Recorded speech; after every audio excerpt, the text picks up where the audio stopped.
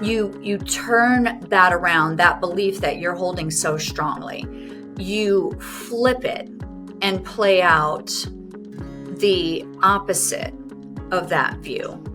It really helped me. I got out and I got outside and I played and I ran around, I get into fights, and then we were like, whose house are we going to next? It toughened me up, right? You've got to step in and own it. And I think that there's even experts, there's always so much to learn. That's the beauty of life. I mean, otherwise, why are you even alive? You know, if you're not open to learning and to change and to iteration and experimentation.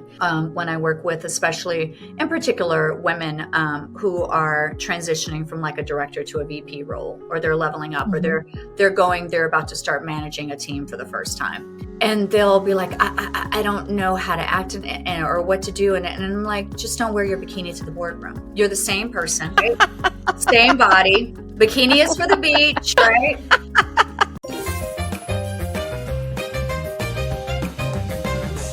Hello and welcome to Hello Moxie. I am so delighted to be joined by my dear friend, Melissa Steach. Melissa and I met when we were students at Heroic Public Speaking grad.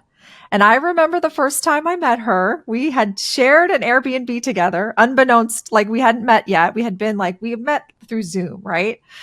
And we shared this beautiful Airbnb, this old historic building. And I will just never forget. She had the room next to me. We were roomies. And she was just like such a breath of fresh air, so down to earth. I just hit it off with her right away. She lived in California for many, many years, and I grew up in Southern California. So I was like, I get her. She's my kind of girl. So it was so much fun to get to know her through that class. And so ever since I told her about Hello Moxie, I was like, I need her on the show because she's got so much moxie. So, Melissa, why don't you tell our listeners a little bit about you and who you are? And oh, what a great intro, Melissa. You know, I had forgotten about the California connection because I also resonated with the Southern connection, because then I was raised in the South, having been born in California. And even though you're like South Light, I think, where you live right now. You know, I like to consider us more Northerners, DC Metro. But yeah, we're, I got to tell you, outside of that perimeter, y'all country. I'm just saying. It's true. It's very true. It's like being in Atlanta. Yeah. Atlanta's still country. And I can say that because I grew up in Birmingham and I spent lots of time going back and forth to Atlanta. I've spent a lot of time in the South. But yeah, born in California, then raised in the South, and then having lived in LA for 27 years, I can't believe like how fast time flies by. So I felt like we had a lot of connections. And you also have the kind of hair that I've always wanted and used to pay for when I was younger. You always want what you don't have. And I remember mentioning something to you about your gorgeous hair. And you're like, oh, because you were blowing it out, I think, when I first met you. I was. And you were not pleased with the blowout process. No, yeah. In fact, it's so funny. When I was a teenager, I grew up when like the Jennifer Aniston Friends haircut was all the rage. I did not know how to do my curly hair when I was a teenager, and they didn't have the right tools back then they do now. And so I would use a curling iron. They didn't have flat irons then. So I was using a round brush and a curling iron. And I remember I went to this beautiful San Diego salon when I was like 15, and I was like, I want the Jennifer Aniston, I want the Friends cut. And he styled it and it looked so beautiful in the salon. I was like, oh my gosh, look at me. I look like $1 million. I couldn't repeat it at home at all. It was just a mess. And I look back and I think, why didn't I just let my hair be curly? No, you and everybody else. I go in these bang phases and I always see these bangs that I want, and you forget. And even though I have, I spent some time in Hollywood, I know all about the lighting tricks and, there are just so many tricks that go into a photograph. And, but then you show up at the salon with that picture, and with my bang journey, I just, what? I've been on a bang journey too. You have beautiful hair. Who are you kidding? Your hair's gorgeous. It's growing out. It's versatile. I have versatile hair. Yeah. Yeah. So what's your worst bang experience? Oh my gosh. Okay, girl. So my partner, I had been hired to do a keynote years ago before I knew what understood that speaking was an actual thing. And so I went to do, can I use a small expletive on this show? Yeah, totally. Okay. So I created this speech that would become a keynote called Why It Pays to Give a Shit, The Importance of Compassion in Business. I love it. And I was asked to do it in London at a conference for work and design. So we go there and we're going, and my partner who used to live in France, wanted to take me to Paris and I had never been. So right before we go, I decide that I want French girl bangs. I want to have my Sex in the City, because I came up in the age of Sex in the City. I want to have my Sex in the City moment. I pack high heels. I pack cute little outfits. I cut my bangs. Granted, it's November. Get there. It's freezing. It's wet. So, and then I'd had some dairy on the flight by mistake. So I show up in Paris with like 14-year-old bangs and the zits to match. Open-toed sandal shoes, trying to walk as I'd never been to Europe. I'm just doing all the things, not only wrong, but like stereotypically country bumpkin, never left, and I had been to Costa Rica by then, but I was like, backpacking, very different thing. Here I was with my first like real adult love, and I'm there to speak a keynote on something that I wrote. I was feeling myself, girl. I cut those bangs, and the humidity had a different idea of what feeling myself. They're like, "Oh, you feeling yourself? Let's show you. Let's humble you a little bit." So yeah. Oh, I can only imagine. Yeah. But you know what? Even still, Melissa, I have no doubt you rocked those bangs. You did. You may not think you did, but I have no doubt you did. I have no doubt you were like the it girl in Paris. So I got to know, who's your Sex in the City character? Like which one are you? You know what? I kind of feel like I'm a mashup. Ooh. I think a lot of people do. I think everyone wants to think they're Carrie. Yeah. I think that the people who resonate with Samantha either tell everybody or tell no one. That's so true. Just saying. I think we've all had our Miranda. Oh my gosh. What's that video? I'm going to turn off my Bluetooth. I did not realize. I'm so sorry. Did that show up? No, that's okay. It's not the first time that's happened. Okay. I just interviewed someone last week and I asked a question and their phone rang and it was like a legit analog phone. I hadn't heard that ring sound in forever. I was like, I didn't know that. Like, it was crazy. But anyway, that's no problem. funny. Okay. I had dogs bark. We're all good, Okay. So. My dog is here, but I don't know that he'll bark. He's usually pretty good. And then I think we all have Miranda and Charlotte moments. So I would say I'm probably like most in that. I'm probably a little more like Carrie. I think if she could have been diagnosed. Yeah, you are. I'm a little more like her. And I'm trying to think. And kind of like a little bit like Miranda. Like I've had my time. I have my moments where I get very... not judgy, not without the judgy, but the very like, just let's cut to it. Like let's direct, no bullshit. Just and I'm very direct. I am very direct. So yeah, I would say that. What about you? Yeah, that makes sense. I can see that mashup. I was thinking there might be a little Samantha in there. Maybe you just didn't want to say. I'm trying to think. You know what? Not as much as Samantha in terms of the spirit. Yeah. The spirit of Samantha. But I got to say, I look back, if any young women are listening, I wish I had had a lot more fun in some ways. And I'll just, and I did not. And I got to tell you, the things that you look back on and you go, yeah, I might have had more fun on that trip or, those times. And I was always low key, very serious. Very I was always low key, very serious and focused. I think because I didn't come up with much. So I love excitement and adventure, and I'm so compulsively curious and color and people. But because I didn't come up with much, I never had the feeling that I could really just enjoy. I always felt like underneath I had to like really hustle and be so focused all the time. Even if my focus was always changing, I had to be super clear and intentional and focused. And I felt like I couldn't afford to play as much. I can totally relate to that. for sure. I Yeah. find that I'm like more like playing as I get older because it wasn't safe for me Mm. to play when I was a kid. I was the oldest of four, and I feel like I was Mm. like always the one. And I don't know, were you an oldest too? Or I were am, you? but by 12 years. So I had the experience of Okay. being the only and then the Yeah. oldest. Yeah. Yeah.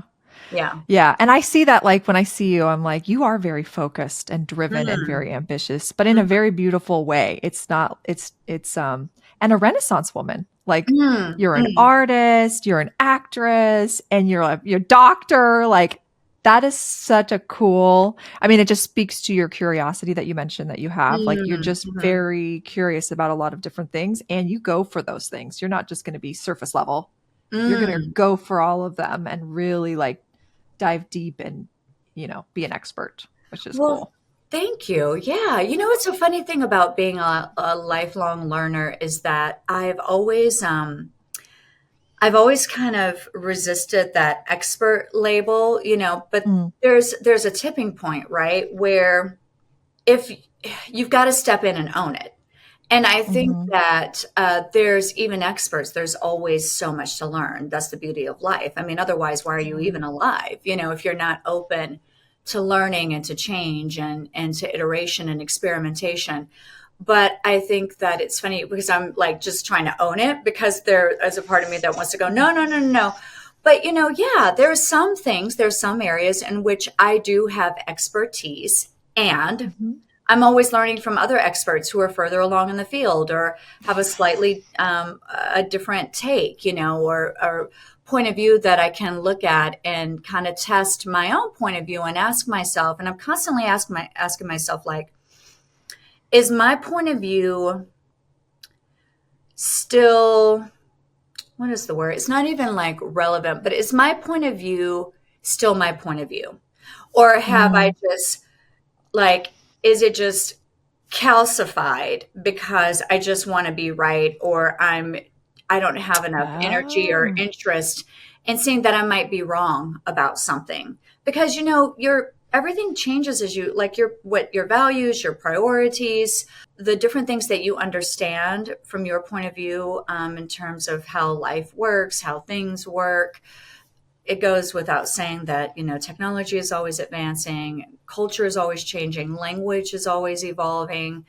So I'm always checking in, to see, like, is that still valid, what I think, even first to me, and then is it even given the context of everything, or am I just being a dinosaur, you know what's that problem? I think this is so helpful because these days I think it's so hard for us to know what's true.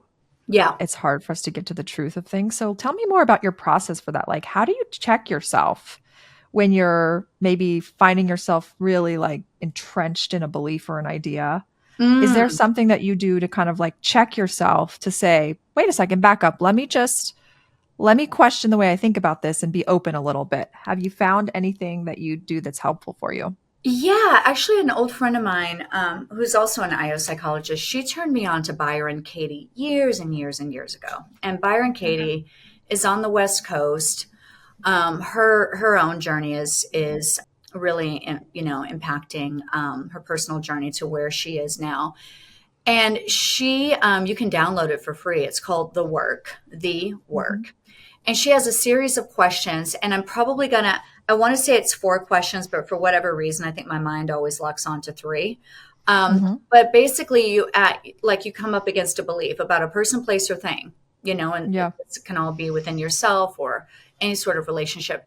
And you ask yourself, is that true? And you write this out. And then you ask yourself again, is that really true? Because sometimes once you get to the is that really true, I think I just remember the fourth step too. Is that really true? You stop there because you're like, well, and then you ask, how do you know it's true? So then you have to provide facts, right? Mhm. So lots of times people get to like the third step and they're kind of like, oh, you start to peter out. And then if you're still really like determined, the fourth step, I believe, and I might be butchering this, is you turn it around. And I know that you turn it around, but how she describes it very eloquently. You turn that around, that belief that you're holding so strongly. You flip it and play out the opposite of that view. And it's, I find it to be really, really useful.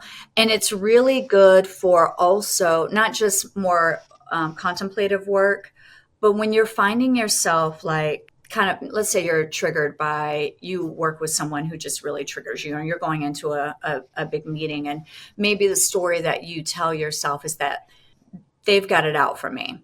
I've got to really watch my back. And whether that's true or not, when you run it through those steps, it brings you down from a fight or flight into even a little bit more strategy. It takes that charge off. You get to see it from different angles.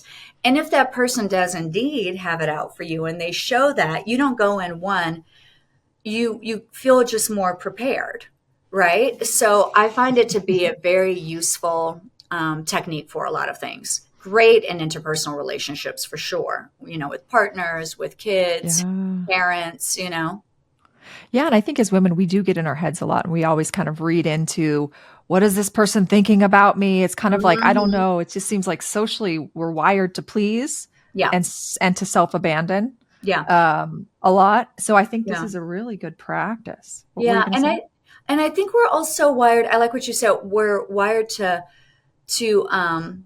please, self-abandon. And I would add to that, protect. We're wired to not just protect ourselves against, how many men typically, and I'll ask men this all the time, and this is nothing against men, it just goes to show a different way of existing, is that how most women on their way to the car, they know how to, and this is before even the electronic entryway, but think about back in the day with car keys. Most women know how to get into their car, close the door, lock it with their elbow, get set up within a matter of seconds. How and we're always our head is almost always on a swivel, and this is something that you teach your daughters, you keep an eye out for if you're traveling together as women. One is doing the thing and the other one's casing the perimeter, scanning the perimeter. So true. Hypervigilant. Yep. Hypervigilant for yourself, for others. Yeah. And I think it kind of sometimes can kind of limit our engagements, because I think very often we can be on the defensive, we're always being encouraged to be open and be this, but then in a lot of ways, it can be a hostile environment for us on different levels, right? Whether it really is or we perceive it to be, because I think we're not only wired, but life has socialized us for that to some degree. Yeah, that's so interesting. Have you ever had an experience where you noticed that you were being hypervigilant? Maybe you were reading into a situation with a coworker or even a past friendship or something, and you were totally reading into it. Do you have an example that comes to mind of a story of what that was like for you and what happened where you kind of realized that you were maybe wrong and your thought pattern was wrong about the situation, or that you were right? Oh, interesting. I have two scenarios. So one with a very good friend who I was totally wrong. And I have, with my own little issues of abandonment, sometimes the closer I get with a friend, I'll read into something, but I know this I've done so much work on myself. I pretty much catch myself. But I found my way feeling a certain kind of way because she didn't respond in a certain kind of way to something I was super excited about. And I was like, what? And I was Been there. Right? Yeah. But thankfully I've done enough work to know, okay, girl, you're being really paranoid, and you're having your little abandonment issues. I don't mean to be dismissive of anyone who has them, but of myself. Sometimes I'll talk to myself this, girl, let it go, just kind of make it light. And I called her up and I told her, I said, okay, so I've been feeling a certain kind of way about the kind of way that you did not respond to the thing that I thought was a big friggin' deal. And she just started dying laughing. And she was like, I had a feeling, but we're close enough friends. She was like, but I also know how you are. And I knew that if there really was something, you'd come back to me either way, whether you felt you were still hurt by it or you had kind of worked your way through it. And I had worked my way through it, and we had a really good laugh about it. And it was not at all what you thought it was. What it was. Now, in another situation, there was a situation with work where there was someone that I had known over the years that I had worked with who had always wanted to work with me. But I always felt, my feeling was almost that they never really wanted to work with me. They wanted me to work under them. And it was just something I had inferred from their dynamics with lots of other people. And it was just kind of a gut instinct of mine. And sure enough, fast forward, they were more senior in the organization. And fast forward, I ended up being on a team that they led. And things changed I had to move. I had to move on. Like it was, and I always wondered a little bit if I had been wrong about that situation, that dynamic. And years later, someone reached out to me and said, "You were right about that dynamic." And I mean, hey, everybody's got, and it's not to vilify the other person. It was just whatever our dynamic was.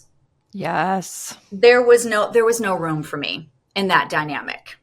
There was no room for me. For you whatever. Say there was no room for you. What do you mean? Like for you to be fully self-expressed? Yes. Yeah. Unless it was in service of that person's expression. And it wasn't enough to be a co-collaborator. It wasn't enough to express as a direct report.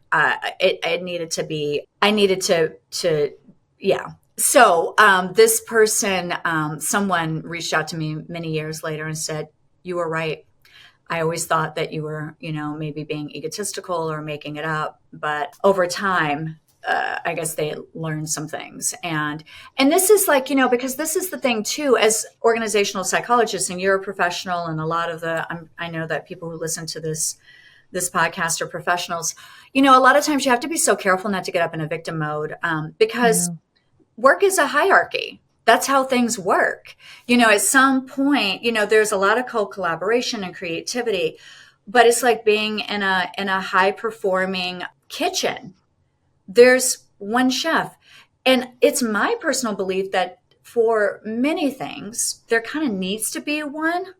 And there are a lot of very healthy ways that dynamic can play itself out with other people who are chefs in their own lane.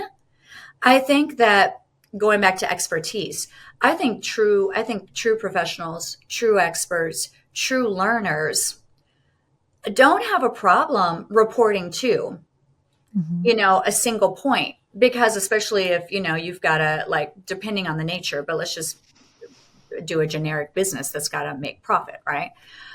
But it's to be respected and to be heard and seen as the experts within the very thing that they've been handed responsibility for, right? It feels good to say, I made the icing for that cake. I was responsible for churning the butter that went into it. If we're going to make it super granular, but you know what I'm saying? And but yeah, okay. So the overall cake design, someone made a decision at the end, whoever was responsible for that. But anyway, I don't know how I got way off onto that. Oh, I love that. You mentioned specifically, we want to feel respected and seen in our roles. So even though, and I totally agree with you, there's always going to need to be a head chef, right? Yeah. And there's sous chefs, and that's just that's how the world works, and that's how stuff gets done. But I think you hit the nail on the head, being respected and seen. So when you were in this work relationship with this person, were there signs where you weren't respected and seen earlier? Was there a line that got crossed? What was it specifically that helped you realize, I'm not being respected and seen here? This is a value misalignment. It was always a little bit of a hunch. And it was, I can't tell you that there was one specific thing. I think, okay, so, and a little bit about my background, but I grew up in housing projects, and I was one of very, very few white families, my mom and I, and white kids. And what it gave me early on this is nothing about race. This is about when I think that very often there are situations, especially growing up, that you don't always, as as a white kid, typically from our generation, right? Going to school like in the 80s and 90s, where as a white person, you get to be the minority. It exists, but it's rare, Yeah. right?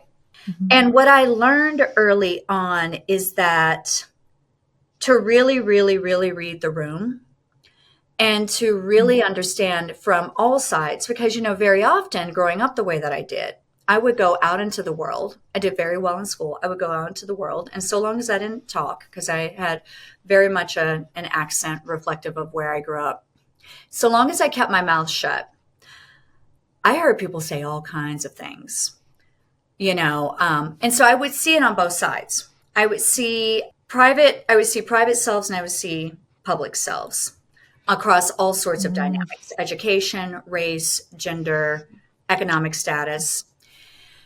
And I always learned that if you give people enough time, what they think privately and how they treat people, think of people privately, will eventually apply to you.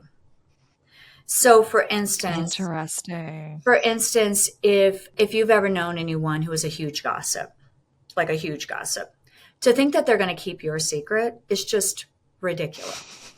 It's just ridiculous. And I know I'm kind of taking this way back, and I know someone might be listening and thinking, well, what?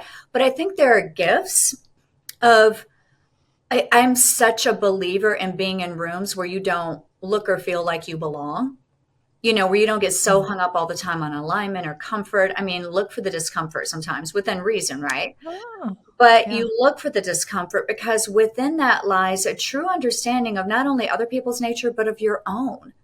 Because you'll see your own issues and biases and maybe the areas that you're threatened in. And I guess what I saw in that person was it was just a way of operating that I just wasn't a fool about it. I just seen it my whole life growing up, like, Oh, and interesting. It was familiar to you. it was just familiar to me. Mhm. And I think when I bring up that story of growing up is because I think I was just on a lot of different levels. I was always, always, always watching what was being done, not what was being said. Because I also learned that a lot of people who talk a lot of smack and are gregarious and loud, there's a lot of other things going on. So I would always go on how people behave and less on what Mhm. they would say. That's why I think I'm not easily offended, by what people say very often. I don't get I'll kind of wait. Interesting. I'll kind of wait and watch and see things play themselves out because we say so much stuff out of ignorance. And now I think Yeah, with the so true. ubiquity, the ubiquity of technology, gosh, God forbid you stumble. And ignorance is a real thing. Ignorance is not a fault. Ignorance is a fact. You too are ignorant. Like True. me too about So just true. right there. Just put yourself out there enough, you know? You know what? You're right. If you embrace that and see, it's so humbling. And when we're in Mm-hmm. a place of humility, there's an openness there and a respect that you Mm-hmm. give to the people around you because Yeah, you are coming from a place of, I don't know, I'm open, I need to absolutely. understand. Absolutely. Yeah. Interesting. Mm-hmm. So, along those lines, like, what do you think is important in the workplace specifically for people to do to cultivate respect and be seen? Like, what have you seen work really well? Um, I've seen organizations who believe in leaders at every level. I've Mm. seen leaders who are aware that people don't come to work for them. People come to work Mm. for the person or the ideals or the goals that they care for.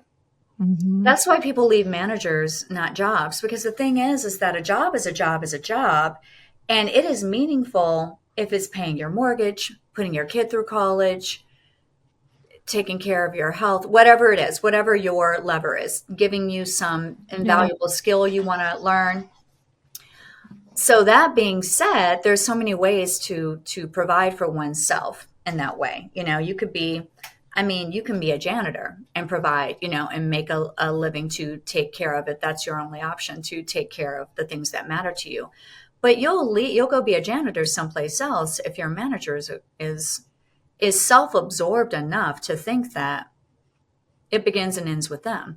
And so I think that what works well from a leadership point of view is to be very honest about the fact that this is a job and we have objectives to fulfill and metrics that we need to hit to stay productive and solvent, and we care to support you as a human being, but not like we're a family, not to set up this false pretense, right?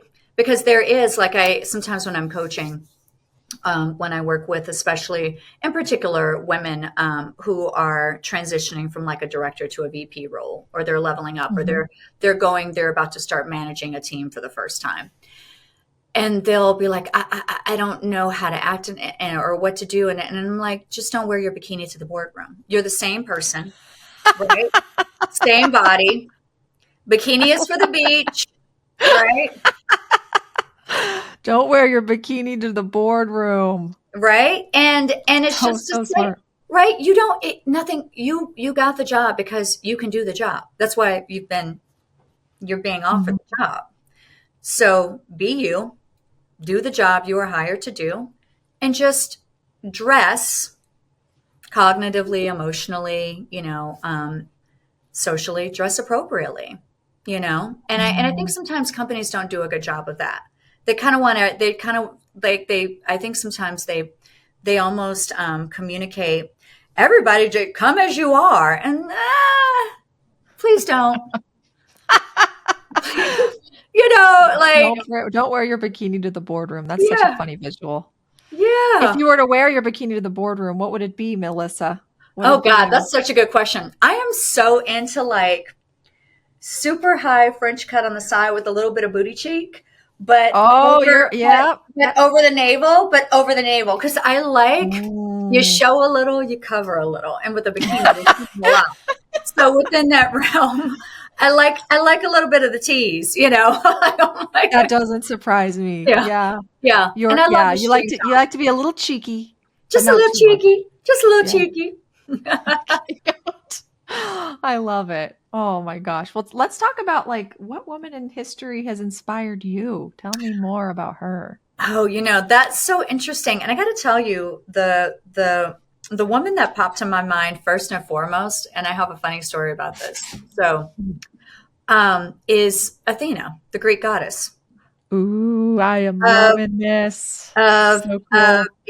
Of wisdom, handicrafts, and warfare. And I discovered Athena I was a voracious reader.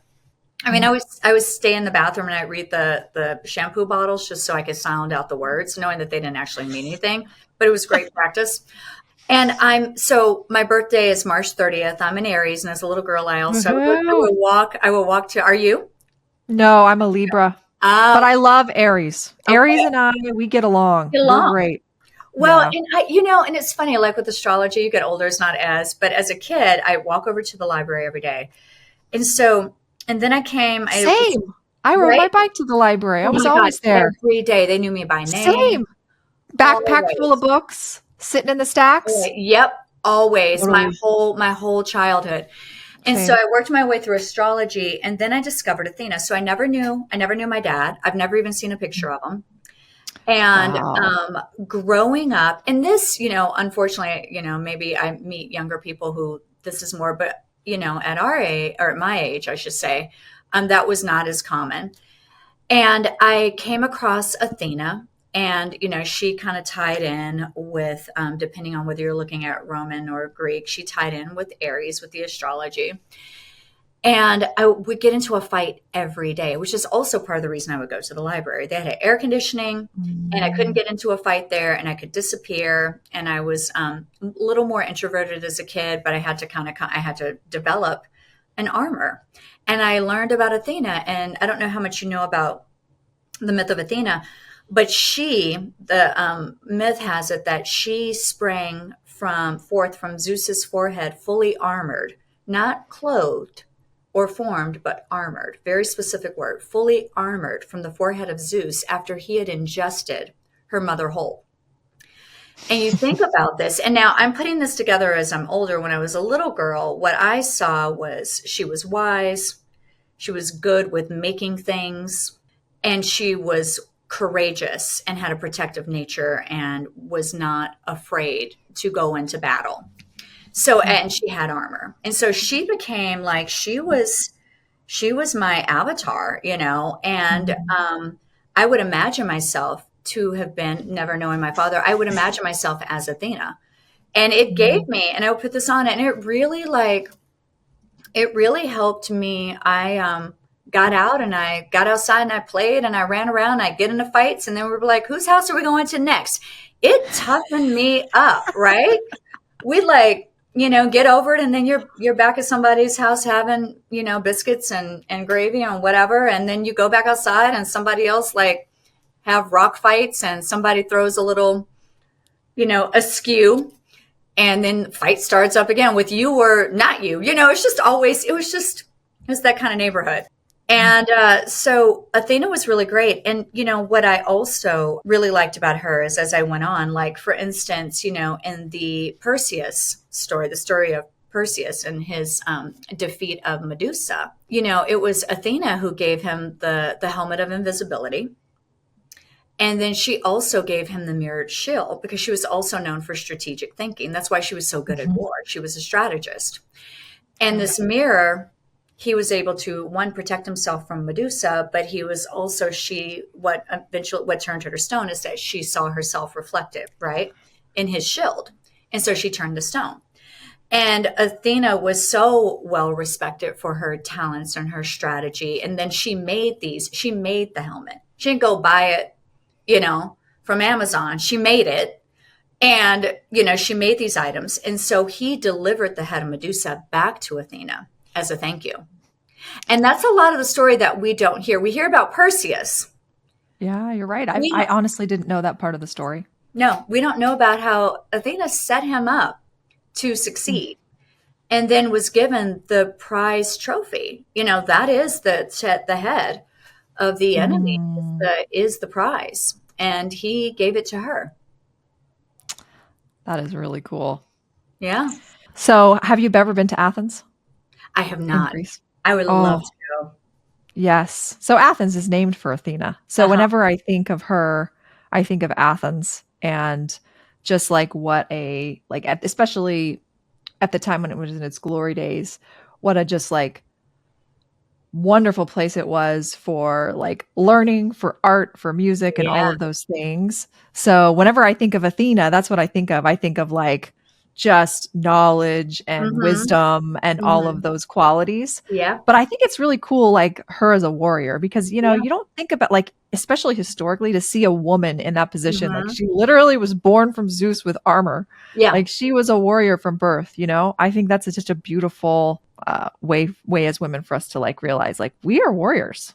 Absolutely. We can be like that.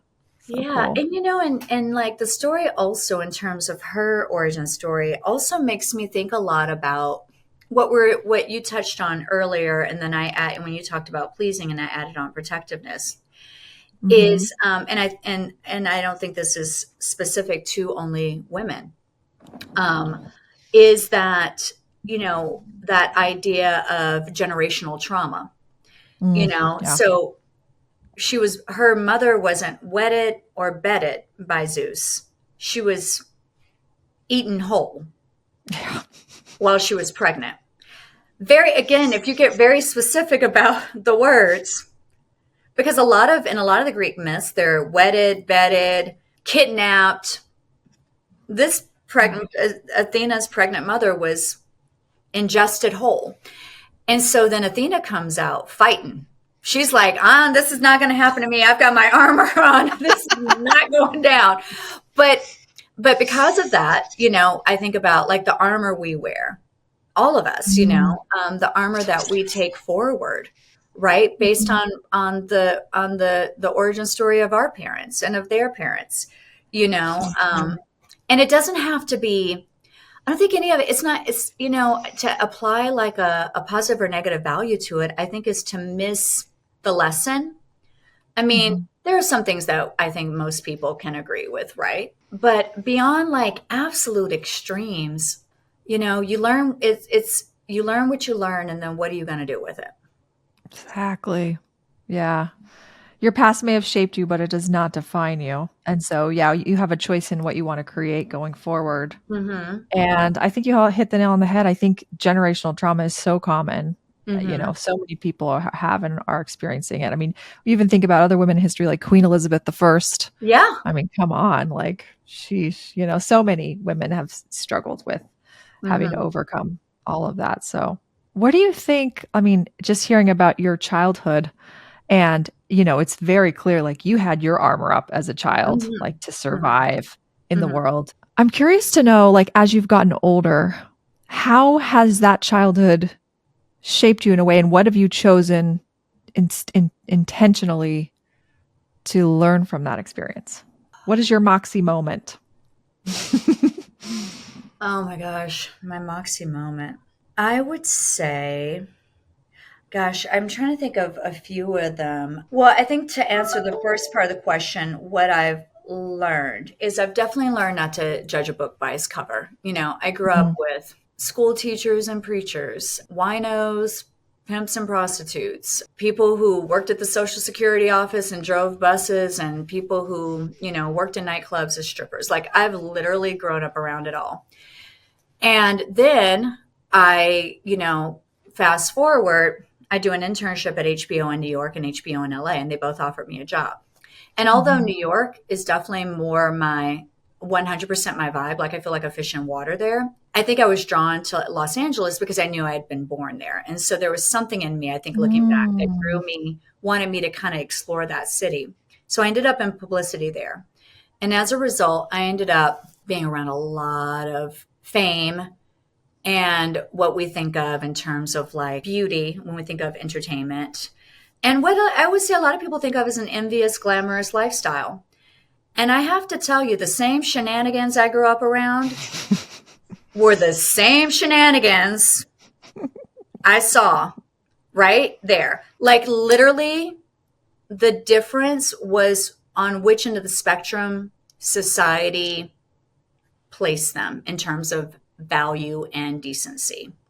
Mm. I saw also the same level of altruism and selflessness and beauty that people are capable of. I saw on both sides of the spectrum. Like, that has been my biggest lesson. And to go back to what I said earlier, I think it's why I'm not easily offended by words. I had learned very, very young to feel what people are trying to communicate and watch them. And if I have the benefit over time. Now, sometimes what they're saying and the energy you're getting and their behavior are fully aligned, and to either leave the room or come closer. But I just learned to not, to say it like in a really pat way, I learned to not judge a book by its cover. I would say that's the biggest one. And then the other part of the question of a Moxie moment. God, I have a lighthearted one that I can think of. I have a pretty like intense one. Ooh, let's hear both of them. Okay. Lighthearted. Yeah. Okay, lighthearted is, I don't know, maybe I'm 7. I think it was maybe 7. There was a girls and boys club where I grew Okay. up in downtown Birmingham. And, very good with my hands. That's why I went off into art. And so I learned how to crochet very young, and I was very fast. And so the girls club, I had an unlimited supply of crochet needles and yarn and right. And so I learned how to crochet little curly Q hair ribbons. I would make them by the dozen, take them home, put them in sandwich bags, and then go sell them door to door where I grew up, knocking on the door, walking around. Look at you. And we're talking like, I don't know, 1980 something, walking around, knocking, selling, selling my hair ribbons because I wanted ice cream money. So, I really like that little part of me. I remember sometimes, we forget as things become more high stakes. We sometimes forget like who we are at our core, like when you strip it all away. And I'm like, that's at my core, I get it done. Like I figure I make a way. Resourcefulness. I Yeah. yeah, I make a And way. independence Yep. and ingenuity. Uh-huh. Uh-huh. And also just like gumption. Gumption. You Yeah. know, you were just like, well, how am I going to sell these? I'm going to have to go door to door and I'm just going Yeah. to do it. And if they say no, whatever, I'll just go to the next house. We go to the next and to think that it's good enough to even ask somebody to give you money for. You Yes, know, that's so which I true. think sometimes we forget as we get older. We keep thinking, and I'm like, sometimes it's just the ask. It's just the ask. And I So have to true. remind myself that. So yeah, so I like reminding myself of that little story. That's like sometimes my little girl, don't forget who you are, you know? So true. Because that girl's still so much a part of who you are as an Yeah. adult. Yeah. Don't And forget. how can you honor her? Yeah. Right. Yeah. Oh, that's a cool. All right. Yeah. What's the second one? I want to hear the other one. The second one, gosh, I'm trying to think because I'm trying to come up. It's hard for me sometimes to think of the story where I was like the Moxie one, where I'm sure I'm showing up all the time. But this one, I thought, this one's pretty, sticks with me because it also reminds me about communication. So I had started driving and I saved up and bought like a Ford Pinto. Thank goodness I was not rear-ended anything. I wouldn't be here to talk to you given the statistics. But I saved up and I bought a little Ford Pinto. And my high school best friends and I were in the car and we had just left. So I was part of a high school sorority. I did not rush in college. Enough was in high school, but it was very serious because in the South, you know, sororities are very big, Yeah. and I had a lot of almost all my girlfriends at the first high school I went to before I went to the performing arts school I transferred. They were all set to go off to college to join their mother's sororities, and so it was kind of like a little like getting them used to sorority life almost. So one of my girlfriends, her mother had been president of a large sorority chapter in Birmingham, and her dad was also president of a large fraternity chapter there. And so we had won in Birmingham at that time in the 90s. Step shows were really big. They still, I guess, I don't know, I'm kind of out of that, but step shows were really big. And this I is remember when I was a teenager. Yeah, they yeah. were big at my school too. Yep. So we had won the contest. I can't remember if it was citywide or whatever. I think it was at least citywide. We had won the step show contest, which meant, and because my friend whose parents were both, you know, presidents of these chapters, which meant we went and we were invited to open up the college, the really big show at the auditorium in Birmingham where people were coming from all over. And we got to open that step show.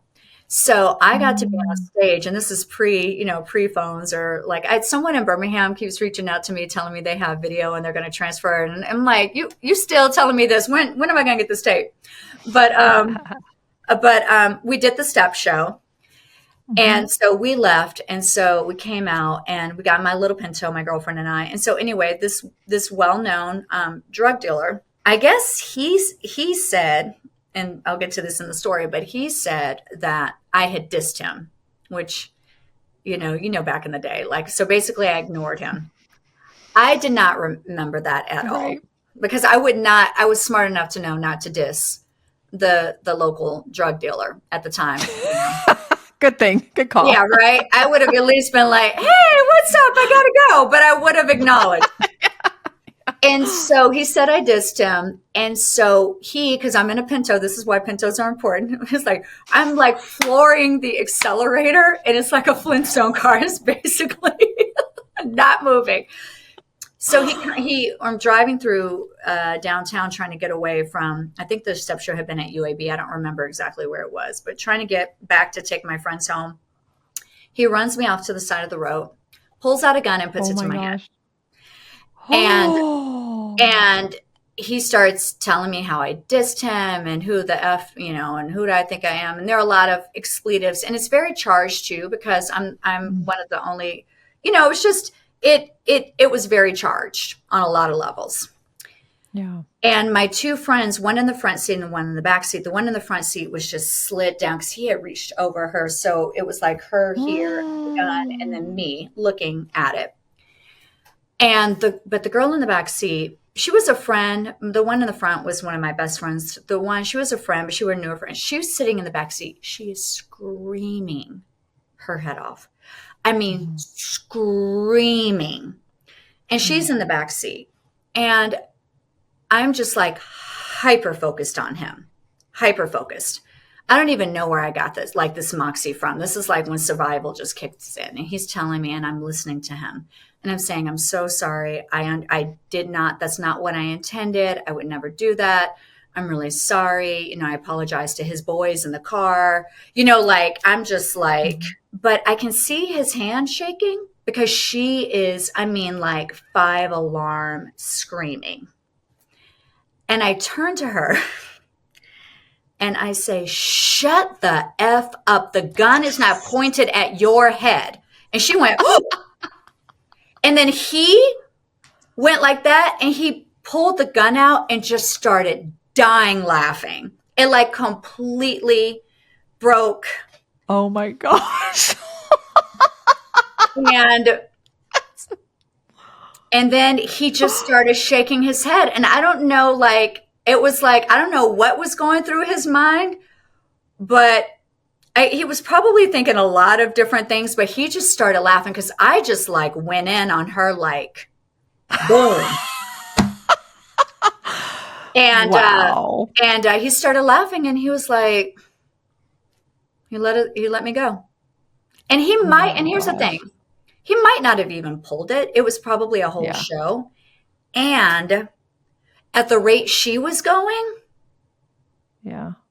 it was pointed. It could have escalated. Well, it was pointed at my face. I think just out of nerves alone, because it may, you know, it's like, you know, like those where things like just escalate because someone is just they're freaking out so much that the other person gets nervous, and then it's, you know, it's a whole thing. So, yeah. So I would say, oh my gosh. Now that is Moxie. I mean, are you kidding me? Like the fact that you had the wherewithal in that moment when, let's be honest, you are in full on like fight or flight mode at that moment. Everything, your adrenaline, everything is just like, how can I survive? Yeah. You had the wherewithal to be able to, you know, de-escalate the situation like that is incredible. Wow. Yeah. My gosh. Yeah. So I didn't tell my mom. I didn't tell my mom for weeks afterwards either, because I don't want her to make me stay home. Oh my gosh, how funny. That's because that's the thing too, when things like that happen, you can't, like, you got to keep on with life. I don't know. So at least that was my thought then. You know, I didn't, you know, therapy was not a thing then, you know, that's certainly not in Birmingham, Alabama in the 90s, you know. So, oh my gosh, did you have like any nightmares after that, or like any like PTSD symptoms? Oh, girl, by the time I went to therapy, the therapist was like, "You're so PTSD." I had so much. I had so much PTSD. Oh my God. And I think it was largely because I think a lot of it too was just not, I think, you know, the times were not one. And we talk, like, you look at the memes, like the funny memes on Instagram and everything where but I really do think that the Gen X generation, probably a lot of us do. Because we're all latchkey kids. We didn't have like cell phones. If there was we had to figure so many things out. And there were probably, I'm not the only one who probably did not tell their parents about some possibly life-altering situation, because they wanted to go back outside and play. And what are you going to do anyway? Like, it was such a different time. I just had the added layer of being in the South and having the great blessing and benefit of being, of not being in an echo chamber. Nothing about my life growing up was an echo chamber.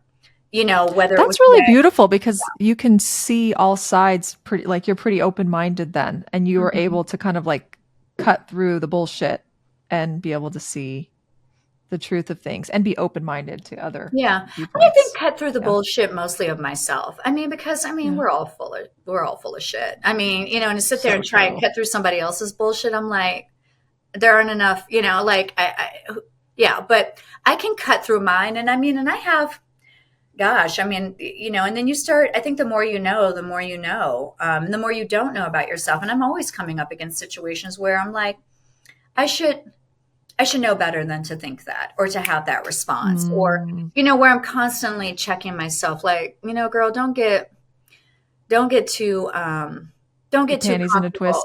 Yeah. Get your panties in a twist, or get too comfortable, or forget that, you know, the world is a large, beautiful, delightful, and contradictory, complex place, you know? That is so beautiful. I feel like we need to end there. Okay, let's Don't do forget, that. like, the world is such a beautiful, complex. So good. Like, it's like drop the mic moment, man. Oh, I love it. Oh, Melissa, this has been such a joy. Thank you I for have coming really on. enjoyed this. Thank you so much for inviting me to be Yeah. on. Yeah. Yeah, you are totally like Moxie personified. Love it. Well, So, takes one to know one. And in the show, any way that I can help promote yeah, you in the thank you. show. I love what you're doing. I love the questions you ask and the space Thank that you you. provide. So thank you for the Thank content. you. Yeah, this has been fantastic. I love it. And I love that you came on. So, stay tuned until next time. Say hello, Moxie. That's a wrap for today's episode of Hello Moxie. I hope you felt that unbreakable thread connecting you to the women of the past, to the trailblazing pioneers of today. Their stories of audacity, resilience, and courage are a powerful reminder of what's possible for you when you choose to live with Moxie.